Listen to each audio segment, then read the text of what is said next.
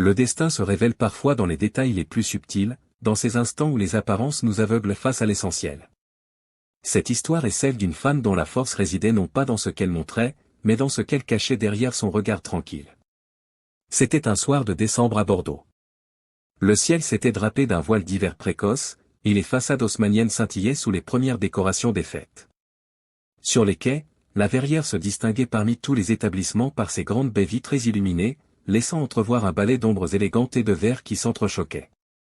Depuis 20 ans, ce restaurant était devenu l'incontournable écrin de la haute société bordelaise.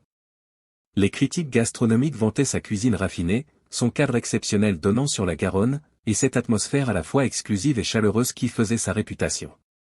Du moins, c'est ce que l'on racontait. Éléonore Marchal s'arrêta un instant devant l'entrée. Elle rajusta son écharpe en cachemire gris, la seule concession à un certain luxe dans sa tenue simple, un pantalon noir, une chemise blanche sans bijoux apparents et un manteau de laine coupe droite. Rien d'ostentatoire. Rien qui ne crie son identité. À 42 ans, Éléonore avait appris que la discrétion était souvent le plus précieux des atouts. Elle inspira profondément. L'air froid emplit ses poumons tandis que ses yeux observaient la façade qu'elle connaissait si bien.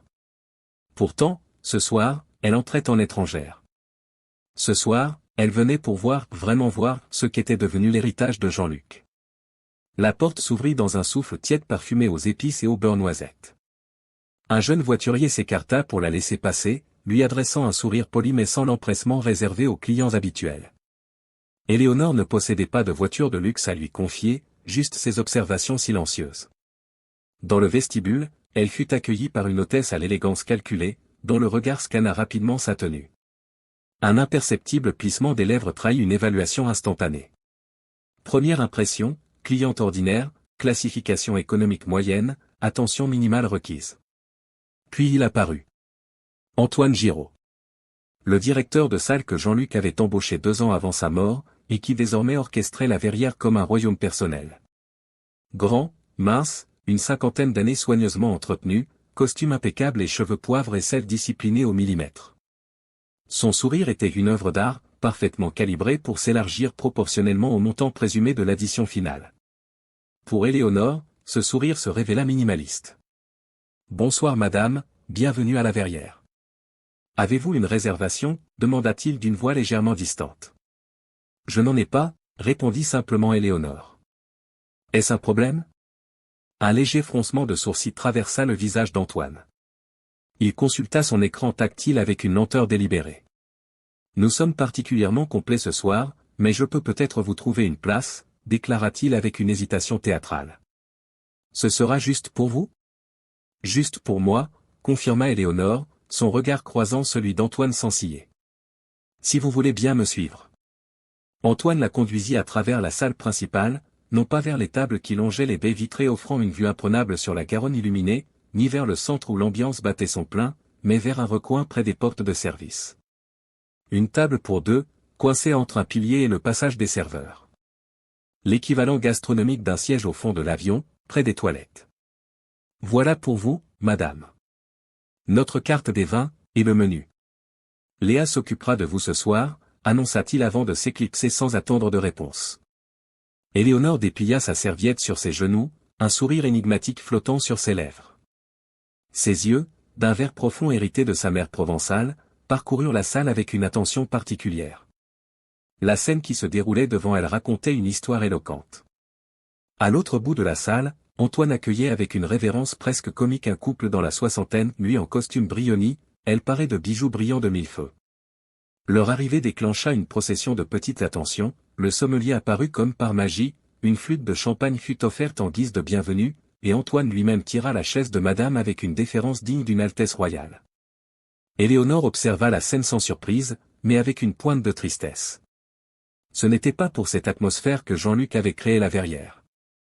Ses pensées furent interrompues par l'arrivée d'une jeune femme à sa table. Léa, d'après son badge, devait avoir dans les 25 ans. Son uniforme noir et blanc était impeccable, mais ses yeux trahissaient une fatigue certaine. « Bonsoir madame, puis-je vous proposer quelque chose à boire pour commencer ?» demanda-t-elle avec un sourire authentique bien que discret. Il y avait dans sa posture quelque chose qui intrigua immédiatement Éléonore, une tension, comme si elle s'attendait à être mal reçue. Cette appréhension raconta à Éléonore une histoire sur l'ambiance en cuisine plus éloquente que n'importe quel rapport. Un verre de Pessac léognan blanc, s'il vous plaît. Celui de la maison Larrivée au Brion si vous l'avez, répondit Éléonore. Une lueur de surprise traversa le regard de Léa. Ce n'était pas le choix habituel des clients relégués aux tables périphériques. Excellent choix, madame. Je vous apporte cela tout de suite, répondit-elle avant de s'éloigner. 3 semaines plus tôt exactement, Éléonore était assise dans le bureau austère de maître Joubert, notaire au visage grave et aux lunettes perpétuellement glissées sur le bout du nez. Face à elle, une enveloppe cachetée portant son nom, écrit de la main ferme et légèrement tremblante de Jean-Luc Darme. Jean-Luc m'a demandé de vous remettre ceci personnellement, avait expliqué le notaire. Il a également insisté pour que je vous lise ceci avant que vous n'ouvriez l'enveloppe. Il avait alors déplié une feuille et s'était éclairci la gorge. Point à ma chère Éléonore. Si tu lis ceci, c'est que j'ai enfin rejoint Madeleine. Ne t'attriste pas pour moi. J'ai eu une vie pleine et riche, notamment grâce à toi. Il y a 15 ans, quand tu es entré dans ma cuisine pour la première fois, j'ai vu en toi ce que peu de chefs possèdent. Tu ne cuisinais pas pour impressionner, tu cuisinais pour nourrir l'âme. Rappelle-toi nos discussions sur ce que devrait être un restaurant, non pas un temple à l'ego du chef, mais un sanctuaire où chaque convive est traité avec la même révérence, qu'il commande une bouteille à 1000 € ou un simple verre de vin maison. La Verrière était mon rêve, mais je crains de l'avoir laissé dériver ces dernières années. Dans l'enveloppe, tu trouveras mon dernier souhait. Prends ton temps pour y réfléchir. Avec toute mon affection, Jean-Luc. Le notaire s'était tu, et Éléonore avait ouvert l'enveloppe d'une main légèrement tremblante. À l'intérieur, un testament holographe et un ensemble de documents légaux. Jean-Luc Darme, sans héritier direct depuis le décès de son épouse Madeleine, avait décidé de léguer la Verrière à Éléonore Marchal, son ancienne seconde de cuisine, devenue depuis une consultante culinaire respectée, travaillant dans l'ombre des plus grands établissements européens. Le restaurant, l'immeuble qui l'abritait, et une somme substantielle pour assurer sa transition, tout cela revenait à Éléonore, à la condition qu'elle accepte de reprendre les rênes de l'établissement. Maintenant, alors que Léa revenait avec son verre de vin, Éléonore repensait à ses dernières semaines de réflexion intense. Elle avait finalement accepté l'héritage, signé tous les documents nécessaires il y a 15 jours exactement, mais avait demandé au notaire et à l'avocat la plus grande discrétion. Elle voulait d'abord voir, comprendre ce qu'était devenu l'établissement avant d'annoncer les changements à venir. Éléonore porta le verre à ses lèvres. Le vin était impeccable, note d'agrumes, légère minéralité, finale persistante. Au moins, la cave avait été maintenue au niveau d'excellence qu'exigeait Jean-Luc. Le temps d'une soirée, elle serait une cliente anonyme. Elle observerait, écouterait, ressentirait l'âme de ce lieu qu'elle avait tant aimé. À 2 tables de là, une famille visiblement moins fortunée venait de s'installer. Parents et 2 adolescents, habillés correctement mais sans ostentation. Éléonore remarqua immédiatement le changement d'attitude d'Antoine. Son sourire s'était figé, ses explications étaient expéditives, et lorsqu'il se dirigea vers la cuisine, elle l'entendit distinctement murmurer à un serveur, « Table 12, menu fixe probablement, ne perdez pas trop de temps. » Près de l'entrée, un autre spectacle se jouait. Un couple de jeunes entrepreneurs de la tech, reconnaissables à leur décontraction étudiée et aux montres connectées à leurs poignets, se voyaient refuser une table par Antoine, qui prétextait être complet. Pourtant, moins de 5 minutes plus tard, un homme d'affaires bien connu dans la région fut accueilli sans réservation et installé à une table de choix, avec force courbette. Ces scènes se multiplièrent au fil de la soirée, tandis qu'Éléonore dégustait son repas. La cuisine restait excellente techniquement, le chef exécutif, qu'elle ne connaissait pas encore personnellement, maîtrisait son article. Mais quelque chose manquait. Cette chaleur, cette attention aux détails qui faisait la différence entre un bon restaurant et un lieu de partage inoubliable. Elle observa Léa évoluer entre les tables. La jeune serveuse semblait être la seule à traiter tous les clients avec la même attention sincère. Éléonore la vit glisser discrètement un petit dessert supplémentaire aux adolescents de la table 12, leur faisant un clin d'œil complice. Ce geste simple, cette générosité spontanée, c'était exactement l'esprit que Jean-Luc avait toujours voulu insuffler à la Verrière. Antoine, lui, passait son temps entre les tables les plus prestigieuses, ignorant superbement les autres, et lançant occasionnellement des regards sévères aux serveurs qu'il jugeait trop attentionnés envers les « mauvaises » tables. Vers la fin du repas, un incident révélateur se produisit. Un verre fut renversé à la table des jeunes entrepreneurs finalement admis au bar. Rien de grave, quelques gouttes sur la nappe. Mais Antoine fondit sur eux comme un faucon, son ton condescendant parfaitement audible. Ce sont des verres en cristal de baccarat, monsieur. À presque 200 € pièce. J'apprécierais plus d'attention de votre part, déclara-t-il avec une moue dédaigneuse. Le jeune homme s'excusa, visiblement embarrassé. Sa compagne parut souhaiter disparaître sous terre. Autour d'eux, un silence gêné s'installa brièvement. Éléonore reposa lentement sa fourchette. Son regard croisa celui de Léa, qui détourna rapidement les yeux, les joues empourprées par la honte face au comportement de son supérieur. C'était suffisant. Éléonore avait vu ce qu'elle était venue observer. La verrière était devenue exactement ce que Jean-Luc craignait, un lieu où la valeur d'une personne se mesurait à l'épaisseur de son portefeuille, où l'accueil chaleureux jadis légendaire avait cédé la place à une hiérarchie sociale rigide et visible. Elle demanda l'addition. Antoine, occupé à flatter un industriel local, délégua cette tâche ingrate à Léa. La jeune femme apporta le ticket avec un sourire sincère. « J'espère que vous avez apprécié votre repas, dit-elle simplement. » « La cuisine était excellente, répondit Éléonore. « Et votre service également, Léa. » La jeune femme parut surprise d'entendre son prénom prononcé avec cette attention particulière. Elle hocha timidement la tête en remerciement et s'apprêtait à s'éloigner quand Éléonore ajouta. « Depuis combien de temps travaillez-vous ici ? » « Presque 3 ans, madame, répondit Léa. « J'ai commencé peu avant le décès de monsieur Darme. »« Vous l'avez donc connu ? » ?»« Un peu, oui. Il passait souvent en salle, parlait avec tout le monde. C'était différent. » Quelque chose dans la voix de Léa trahissait une nostalgie sincère, comme si elle se souvenait d'une époque plus heureuse dans ces mêmes murs. Antoine, remarquant cette conversation prolongée, s'approcha d'un pas irrité. Il jeta un coup d'œil rapide au montant de l'addition, correct mais pas exceptionnel, et prit immédiatement la décision que cette cliente ne méritait pas davantage de temps de service. « Tout est-il à votre convenance, madame ?» demanda-t-il d'un ton qui indiquait clairement qu'il attendait une réponse affirmative et brève. Éléonore sortit sa carte bancaire et la tendit à Léa, ignorant délibérément Antoine. « Parfaitement, merci, répondit-elle sans le regarder. Vexé, Antoine insista.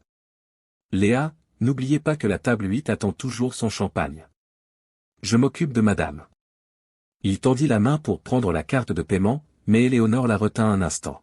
« Je préfère que ce soit Léa qui s'occupe de mon règlement, dit-elle d'une voix calme mais ferme. Antoine parut interloqué par cette résistance inattendue. Son sourire professionnel se crispa légèrement. « Comme vous voudrez, concéda-t-il avant d'ajouter avec une pointe de condescendance, « Léa, dès que vous avez terminé, la table 8 vous attend. » Léa s'éloigna avec la carte. Antoine resta planté là, visiblement contrarié d'avoir été remis à sa place devant une subalterne, par une cliente qu'il avait cataloguée comme insignifiante de surcroît. Le paiement effectué, Léa revint avec le reçu et remercia Éléonore. Antoine, qui observait la scène de loin, décida qu'il était temps de reprendre la main et de montrer qui dirigeait réellement. Il s'approcha à nouveau avec un sourire crispé. « Nous espérons vous revoir bientôt à la Verrière, madame, » dit-il d'un ton qui suggérait exactement le contraire. Éléonore le regarda droit dans les yeux. Puis, avec un calme olympien, elle sortit de son sac une enveloppe crème portant le sceau du cabinet Joubert et Associés. « En fait, monsieur Giraud, je pense que nous nous reverrons très bientôt, » déclara-t-elle en lui tendant l'enveloppe. « Ceci est pour vous. » Antoine prit l'enveloppe avec une expression perplexe. Il l'ouvrit et en sortit un document officiel. Son visage passa de la confusion à la stupéfaction en quelques secondes, tandis que la couleur quittait progressivement ses joues. « Je ne comprends pas, » balbutia-t-il. « C'est pourtant simple, » répondit Éléonore en se levant. « Jean-Luc Darme, avant son décès, a décidé de me léguer la Verrière. Le transfert de propriété a été finalisé il y a 15 jours exactement. Ce document est une notification officielle à la direction actuelle. Je suis désormais votre employeur, monsieur Giraud. » Le silence qui s'abattit sur leur coin de la salle fut presque palpable. Léa, qui attendait à proximité, porta une main à sa bouche pour étouffer une exclamation de surprise. Plusieurs clients des tables voisines s'étaient tournés vers eux, intrigués par cette scène inhabituelle. « C'est impossible, » murmura Antoine, dont les doigts froissaient maintenant le document. Monsieur Darme n'aurait jamais. Jean-Luc valorisait 2 choses par-dessus tout, l'interrompit doucement Éléonore. L'excellence en cuisine, et la chaleur humaine en salle. La première semble avoir survécu. La seconde, en revanche. Elle laissa sa phrase en suspens, son regard parcourant la salle avant de revenir se poser sur Antoine. Jean-Luc avait pour habitude de dire que dans un restaurant, il n'y a pas de petits clients, seulement des convives qui nous font l'honneur de partager notre table, poursuivit-elle. C'est une philosophie que j'ai toujours partagée. Antoine semblait avoir du mal à respirer. Ses yeux allaient frénétiquement du document à Éléonore, cherchant désespérément une faille, une erreur, n'importe quoi qui pourrait invalider ce qu'il venait d'apprendre. « Qui êtes-vous exactement » parvint-il enfin à articuler. « Éléonore Marchal. J'ai été seconde de cuisine ici pendant 7 ans, aux côtés de Jean-Luc. J'étais partie avant votre arrivée, pour développer mon activité de consultante.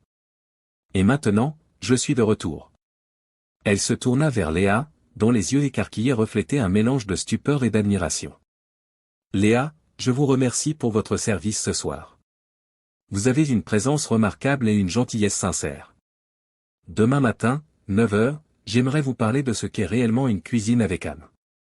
Si cela vous intéresse, bien sûr. » La jeune femme hocha vigoureusement la tête, incapable de prononcer un mot. Éléonore rajusta son écharpe, adressa un signe de tête poli à Antoine toujours figé, et commença à se diriger vers la sortie. Plusieurs clients, sentant qu'ils venaient d'assister à quelque chose d'important sans vraiment comprendre quoi, suivaient la scène du regard. À mi-chemin, elle s'arrêta et se retourna vers Antoine. « Ah, monsieur Giraud, une dernière chose. Concernant l'équipe actuelle, je n'ai pas encore pris de décision définitive. Mais sachez que demain, à 10 heures, je rencontrerai l'ensemble du personnel. Ce sera l'occasion de discuter de la direction que prendra la Verrière à l'avenir. Une direction plus, inclusive. » Sur ces mots, elle sortit dans la nuit bordelaise, laissant derrière elle un restaurant en état de choc. Dans l'air flottait quelque chose qui ressemblait étrangement à l'esprit de Jean-Luc Darme, cette conviction profonde que la vraie gastronomie n'était pas une question de prix ou de statut, mais de partage sincère et d'hospitalité véritable. Ce soir-là, comme le murmuraient déjà certains clients intrigués, n'était pas un simple changement de propriétaire. C'était la renaissance d'une philosophie, le retour à l'essence même de ce lieu emblématique. Il l'avait prise pour une cliente ordinaire, alors qu'elle était en réalité la gardienne de l'âme de la Verrière. Dehors, Éléonore inspira profondément l'air frais de la nuit. Demain serait le premier jour d'une nouvelle ère pour ce restaurant qu'elle avait tant aimé. Une ère où chaque convive, qu'il soit en costume sur mesure ou en jean décontracté, recevrait la même attention passionnée. Car c'était cela, l'héritage véritable de Jean-Luc Darme, non pas les murs ou la réputation, mais cette conviction inébranlable que la table est le dernier lieu où les différences sociales devraient importer. Il l'avait prise pour une cliente de passage. Elle était la racine de ce qui allait renaître.